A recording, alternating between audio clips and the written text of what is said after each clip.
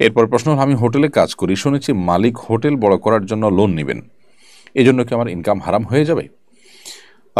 এই প্রশ্নটি আর অনেক ভাই বোনদের।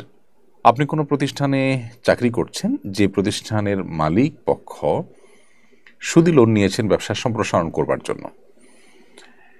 ওই প্রতিষ্ঠানে আপনি যদি চাকরি করেন আর আপনার চাকরির বেসিক কাজ বা ডিউটিটা কোনো হারাম কাজে সহযোগিতা না হয়, তাহলে সেক্ষেত্রে আপনার সে চাকরি হারাম হয়ে যাবে না। কোম্পানি সুদি লোন নিয়েছে, এর কারণে আপনার উপার্জন বা উপার্জিত অর্থ, আপনার বেতন, সেটি হারাম হয়ে যাবে না। কারণ আপনি যে টাকাটা বৈধ কোনো কাজ করে পরিশ্রম করে পারিশ্রমিক হিসাবে গ্রহণ করেছেন, সেই টাকাটাই যে সুদি যে লোন নিয়েছেন হুবহু ওই সুদি লোনের টাকা বা সুদের টাকা, এটা আপনি নিশ্চিত নন।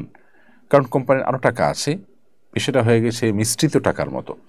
আপনি এরকম কোম্পানি যারা সুদ নির্ভর কাজ করে থাকেন বা সুদি লোন নিয়ে বৈধ বা সাধারণ ব্যবসা পরিচালনা করে থাকেন, এরকম কোম্পানিকে অ্যাভয়েড করে অন্য কোনো কোম্পানি যেতে পারলে ভালো হয় সন্দেহাতীতভাবে। কিন্তু আপনার এই উপার্জন হারাম হয়ে যাবে না।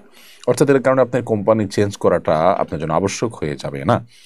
বিকজ কোম্পানি তার পুঁজির একটা অংশ সুদি লোন থেকে নিয়েছে, আপনাকে যে বেতন দিয়েছে হুবহু সেখান থেকেই দিয়েছে, নট নেসেসারি তাদের নিজস্ব টাকা আছে, অল্প হোক বেশি হোক, এবং সেটা তারা রোলিং করছেন, এবং আপনার ডিউটিটা বেসিক্যালি হালাল। সো এটার উপর ভিত্তি করে, সন্দেহের উপর ভিত্তি করেই শুধুমাত্র আপনার টোটাল উপার্জন হারাম হয়ে যাবে না। অতএব কোম্পানি সুদি কারবার করাতেই আপনি সেখানে চাকরি করলে হারাম হয়ে যাবে, ব্যাপারটি এতটা সহজে সমীকরণ করবার মতো নয়।